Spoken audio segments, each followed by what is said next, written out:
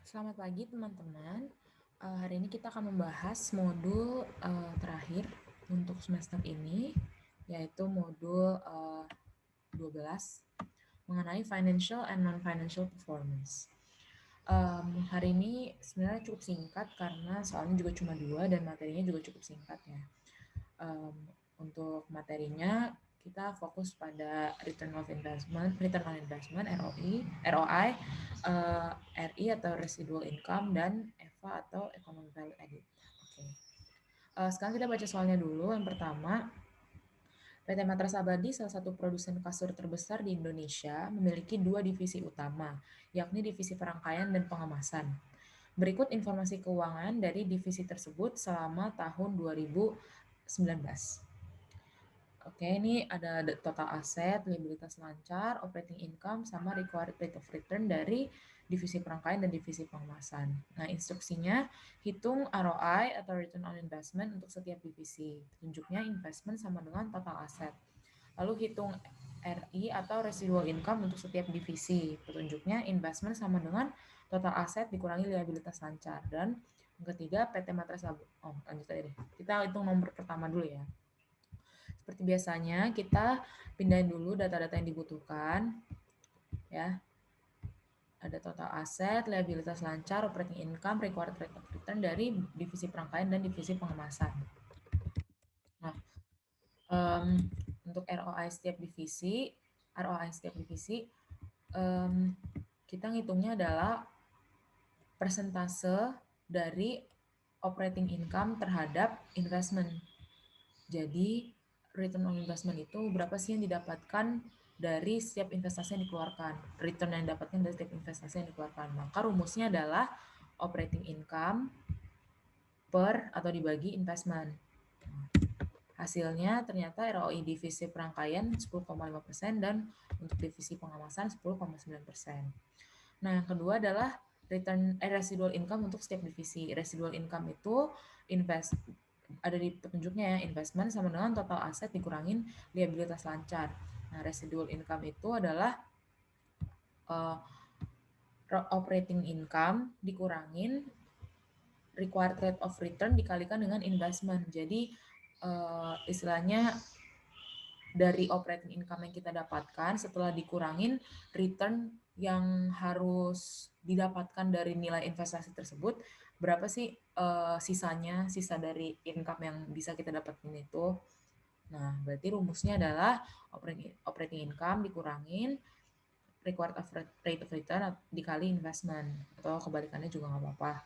Hasilnya ternyata residual income divisi perangkaian minus 132.000, sedangkan divisi pengemasan 1.062.000. Nah, berarti kan lebih bagus divisi pengemasan dong, secara lebih tinggi. Tadi ROI juga lebih tinggi divisi pengemasan ya daripada divisi perangkaian. Berarti lebih bagus divisi pengemasan karena semakin tinggi ROI-nya berarti semakin tinggi return yang didapatkan. Jadi semakin efisien dan efektif juga investasinya. Nah, yang ketiga, PT Matras Abadi memiliki 2 sumber dana, yakni utang jangka panjang dengan nilai pasar 34 juta dengan tingkat bunga sebesar 12% dan modal ekuitas sebesar 20 miliar. Tadi 34 miliar. Dengan cost of equity sebesar 13%. Tingkat pajak perusahaan sebesar 20%. Dengan menerapkan biaya modal rata-rata tertimbang atau weighted average cost of capital ya, WACC, yang sama untuk setiap divisi, hitung masing-masing komponen EVA atau economic value added berikut untuk kedua divisi. Yang pertama adalah laba operasi bersih setelah pajak atau net operating profit after tax, biaya modal rata-rata tertimbang atau WACC, dan EVA. Oke. Berarti untuk laba operasi bersih setelah pajak, operating income dikurangin pajaknya. Tingkat pajaknya kan tadi 20%. Berarti laba operasi bersihnya operating income dikali 1 min 20%. Hasilnya 4.200.000 ya. Terus divisi pengemasan ternyata hasilnya 3.928 untuk laba operasi bersih setelah pajaknya. Untuk biaya modal rata-rata tertimbang, kan biaya modal rata-rata tertimbangnya sama untuk divisi perangkaian dan divisi pengemasan. Kita masukin dulu informasi yang dibutuhkan. Utang jangka panjangnya tadi 34 miliar ya. Lalu ekuitasnya 20 miliar kan. Nah, Cost of debt-nya itu dari tingkat bunga sebesar 12%. Cost of equity-nya tadi disebutkan ya 13%. Tingkat pajaknya 20%.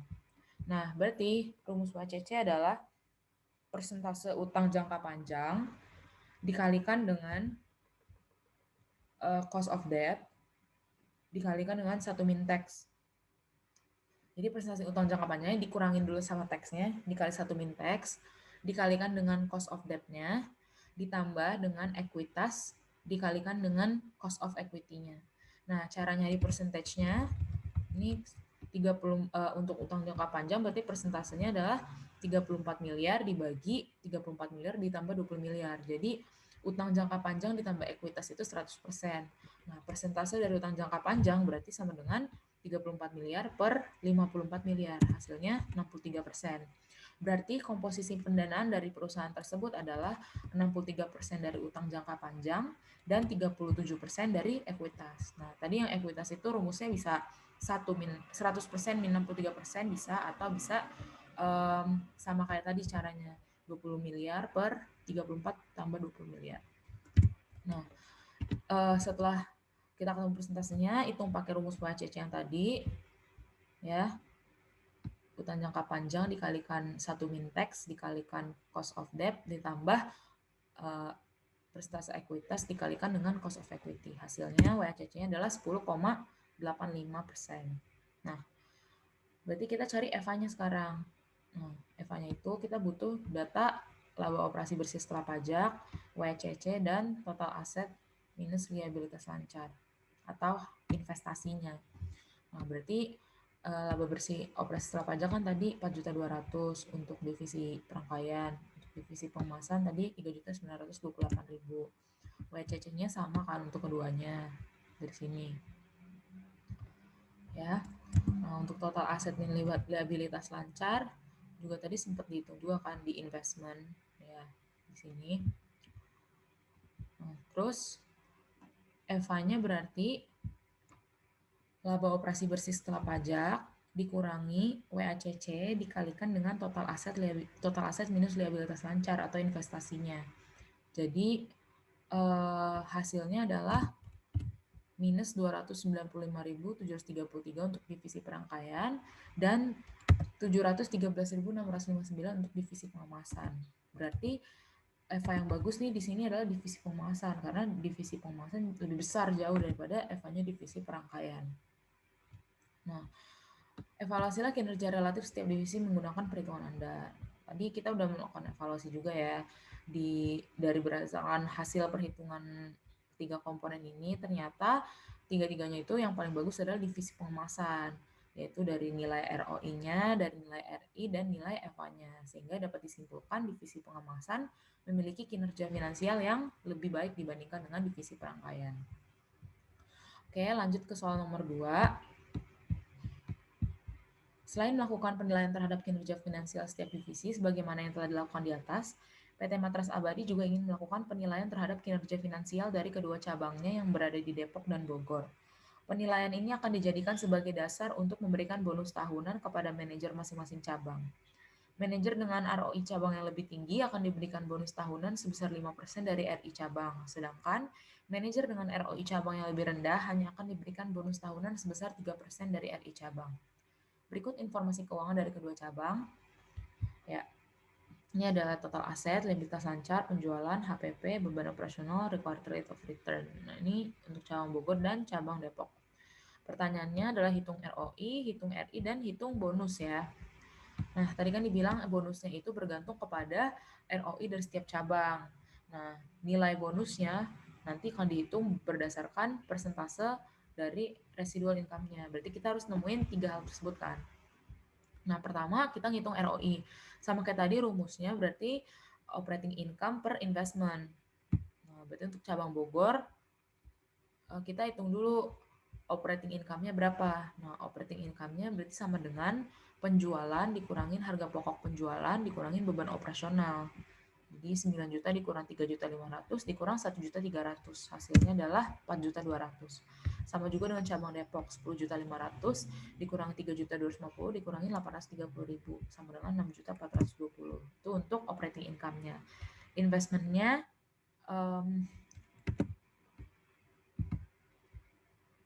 soal satu oke. Berarti total aset dari cabang Bogor itu kan 35% dari total aset PT Matras Abadi. Nah, berarti cara ngitungnya adalah 35% atau 0,35 dikali total aset PT Matras Abadi, yaitu dari aset divisi perangkaian dan aset divisi pengemasan. Nih, 50 juta ditambah 45 juta ya. Berarti hasilnya adalah 35% dari 95 juta itu adalah 33 juta 250 ribu. Nah, untuk cabang Depok 38 juta karena total asetnya cabang Depok itu adalah 40% dari total aset PT Matras Abadi. Berarti 40% dikalikan dengan 50 juta dan tambah 45 juta. Udah ketemu investmentnya, kita hitung ROI-nya ya.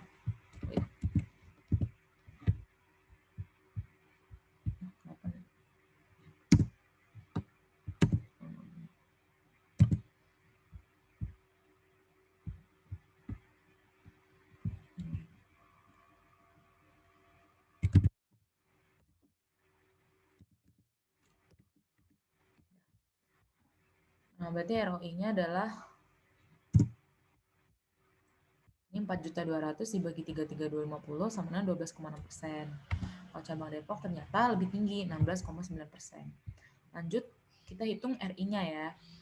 Nah, untuk RI berarti operating income dikurangin dengan investment dikali required rate of return kayak tadi. Hasilnya ternyata cabang Bogor lebih besar RI-nya. Cabang Bogor lebih kecil, 958.000 dibandingkan dengan residual income dari cabang Depok 2.962.000. Nah, berarti kan karena ROI-nya cabang Depok lebih besar, dikatakan bahwa ROI yang cabang lebih besar itu akan mendapatkan 5% bonus dari RI, bonus sebesar 5% dari RI cabang. Sedangkan yang ROI-nya lebih kecil, bonusnya sebesar 3% dari RI cabang. Artinya, bonus masing-masing manajer adalah untuk cabang Bogor, 3% dikalikan residual income-nya 958.125, yaitu 28.743. Sedangkan untuk cabang Depok, 5% dikali 2.962, hasilnya 148.100. Baiklah, sekian untuk modul hari ini. Kalau ada yang bingung, boleh langsung tanya ke WA. Selamat mengerjakan, semoga semuanya mengerti dan bisa mengumpulkan tepat waktu ya teman-teman. Terima kasih.